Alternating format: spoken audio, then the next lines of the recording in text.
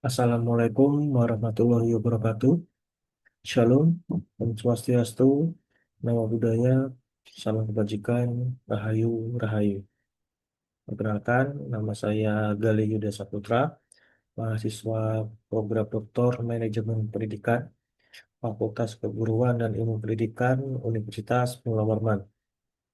Pada kesempatan kali ini, saya akan mempresentasikan terkait tugas matrikulasi mata kuliah Manajemen Pendidik dan Tenaga Kependidikan yang diampu oleh Profesor Dr. Anda Laili Komaria, MSI, di mana pada kesempatan kali ini saya akan membahas tema terkait proses pemberian penghargaan bagi pendidik dan tenaga kependidikan di kasus Universitas Muhammad Warman, Samarinda.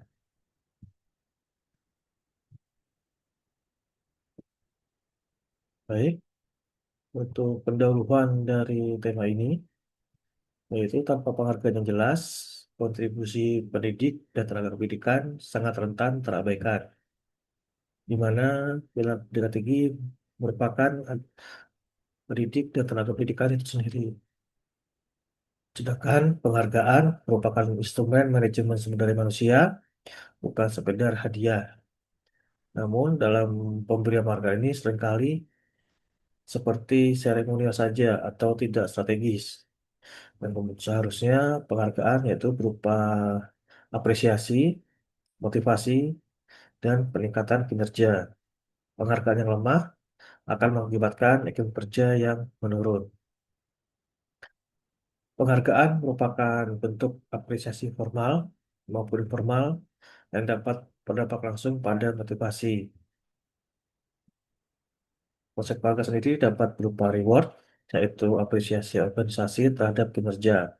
Ada dua jenis penghargaan, yaitu reward material seperti insentif finansial, beasiswa, dan fasilitas yang terbukti mampu meningkatkan kepuasan serta kinerja pegawai. Namun, jika indikator kinerja tidak dijelaskan secara jelas, maka potensi kesenjangan antar individu dapat muncul. Sebaliknya, untuk penghargaan material seperti piagam, pengakuan, atau promosi jabatan memang berkontribusi pada peningkatan motivasi, tetapi seringkali dianggap kurang memadai apabila tidak diikuti dengan dukungan nyata terhadap pengembangan karir.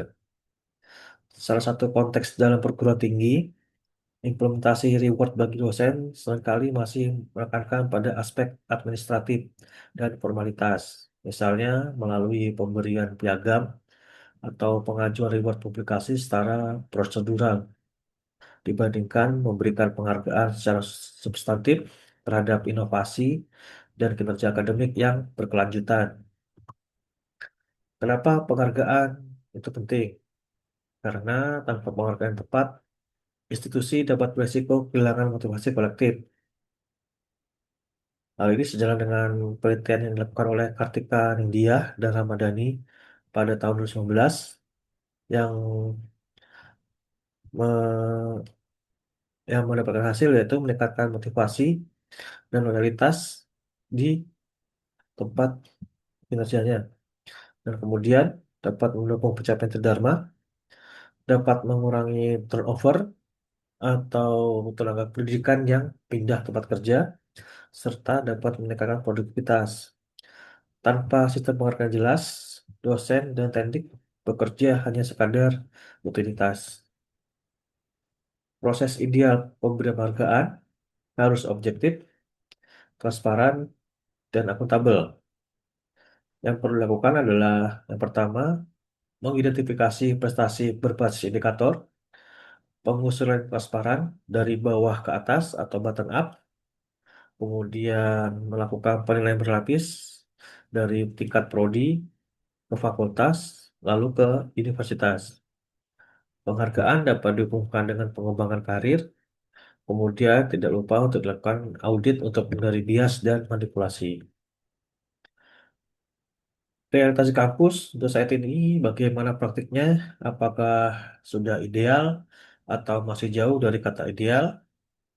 Untuk di tingkat kampus sendiri, penghargaan masih sering hanya dilakukan pada saat Natalis, inovasi dosen dan teknik, masih kurang dihargai, lebih bersifat administratif untuk pemenuhan akreditasi, dan tidak luput juga teknik jarang masuk dalam skema penghargaan yang formal. Apa dampak penghargaan yang lemah? Yaitu dapat memunculkan ketidakadilan dalam penghargaan, bisa menciptakan efek domino negatif. Bagi dosen, tentunya akan menurunkan motivasi riset dan kemauan untuk mengajar yang semakin menurun. Bagi teknik, bekerja hanyalah sebuah formalitas. Bagi prodi, dapat menyebabkan stagnasi dan berpengaruh pada akreditasi. Pada mahasiswa, akan merasakan dampak dari kualitas layanan akademik yang menurun. Dan bagi institusi, kehilangan daya saing di tingkat nasional. Berikut adalah contoh kasus dari dosen yang inovasi kadang hanya dilihat tapi tidak benar-benar dihargai. Penghargaan terhadap dosen seringkali diberikan melalui mekanisme administratif seperti pencantuman dalam SK kegiatan, bantuan publikasi, dan paket dukungan pengabdian kepada masyarakat. Namun, temuan empiris di perguruan tinggi lain menunjukkan bahwa dosen yang benar-benar berinovasi secara substansial. Contoh nyata di luar Universitas Muhammad Warman, dosen di UMN memperoleh penghargaan desain pembelajaran daring terbaik kedua dalam ajang Spada Awards 2024 atas inovasi desain pembelajaran daring yang efektif. Kemudian para dosen di Undip meraih penghargaan sebagai dosen inventor dengan jumlah paten dan hak cipta terbanyak di lingkup kampus mereka. Dari kasus-kasus tersebut, menyoroti bahwa pemberian penghargaan yang berbasis inovasi akademik dan teknologi cenderung lebih berdampak dan meningkatkan reputasi institusi. Oleh karena itu, universitas perlu mengembangkan sebuah sistem penghargaan yang bukan hanya sekedar administratif, tetapi juga mendorong inovasi nyata dalam pembelajaran dan desain. Kemudian untuk kasus tenaga kependidikan, teknik juga seringkali inovatif, tetapi kontribusinya masih sering terpinggirkan. Untuk teknik, penghargaan dalam bentuk formal seperti ucapan atau pencantuman nama dalam SK kadang dianggap kurang memadai. Alih-alih hanya simbolis, penghargaan yang konkret dapat meningkatkan motivasi dan loyalitas mereka terhadap institusi. Contoh nyata di luar Unmul, di Institut Teknik Pertanian atau ITP, reward terhadap teknik terbukti dapat meningkatkan kepuasan dan loyalitas kerja mereka, meskipun dalam bentuk non-finansial. Sehingga tanpa mekanisme penghargaan yang sistemik dan berkelanjutan, teknik yang tadinya aktif akan menurun motivasinya. Oleh karena itu, universitas sebaiknya mengembangkan penghargaan berbasis kinerja. Misalnya bonus kinerja, pelatihan profesional gratis, atau pengakuan formal untuk menjaga semangat dan layanan mereka tetap optimal. Berikut adalah perbandingan penelitian, di mana ada 4 penelitian yang dilakukan oleh yang pertama oleh Fadil, di mana fokus penelitiannya yaitu tentang sistem reward pada dosen di perguruan tinggi swasta di Makassar, di mana dalam penelitian tersebut menghasilkan temuan yaitu reward intrinsik dan ekstrinsik mempengaruhi internal performance dan kepuasan. Reward eksternal berpengaruh signifikan terhadap kinerja.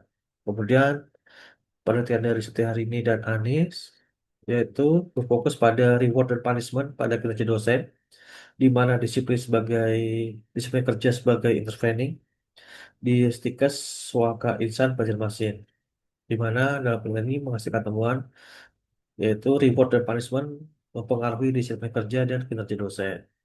Kemudian penelitian yang dilakukan oleh Handoko dan Mesiono yang berfokus pada reward, budaya, komunikasi dan motivasi intrinsik pada efektivitas institusi higher education Islam di Binjai, yang menghasilkan temuan utama yaitu reward, kultur komunikasi, dan motivasi intrinsik meningkatkan efektivitas institusi.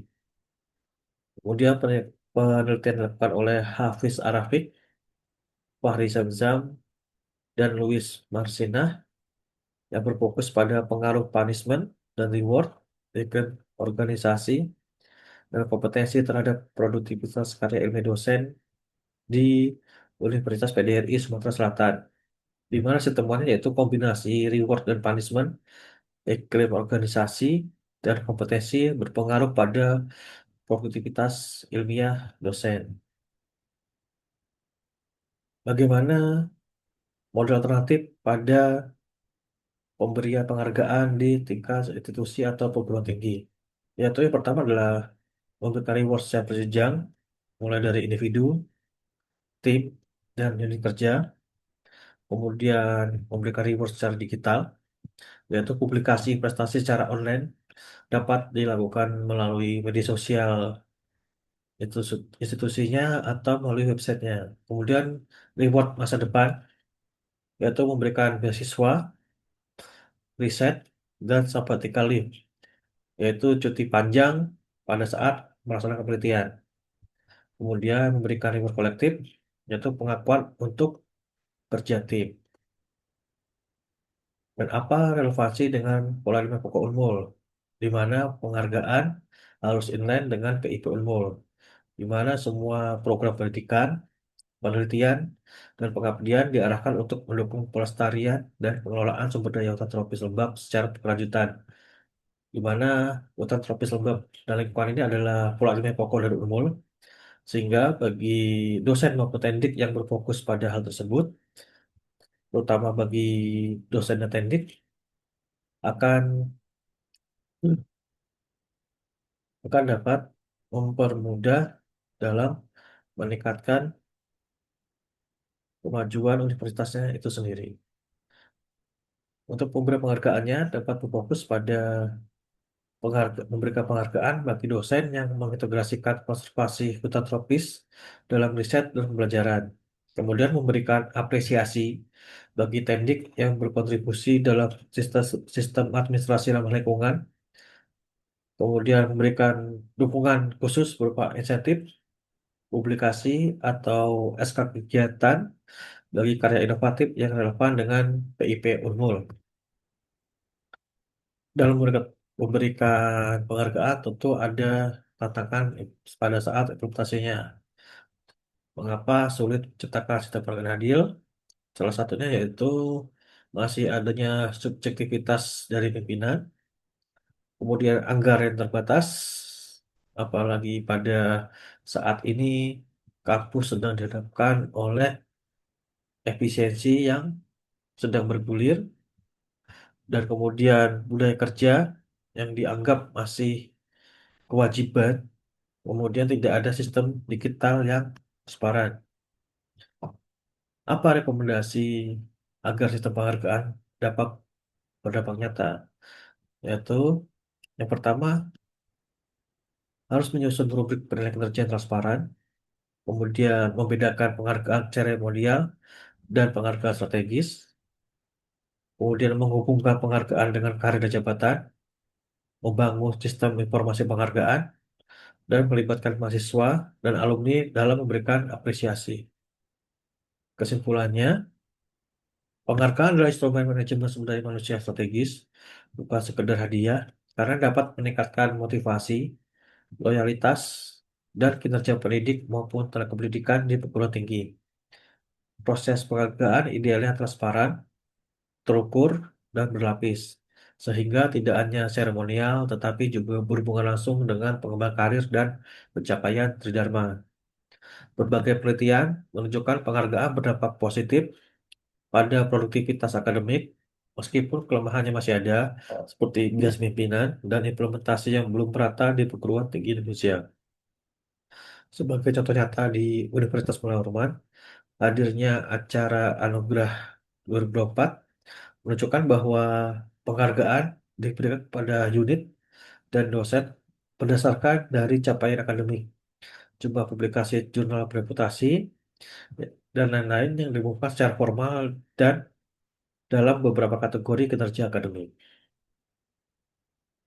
Demikian yang saya sampaikan terkait tema proses pemberian penghargaan dalam mata kuliah Manajemen Pendidik dan Tenaga Pendidikan.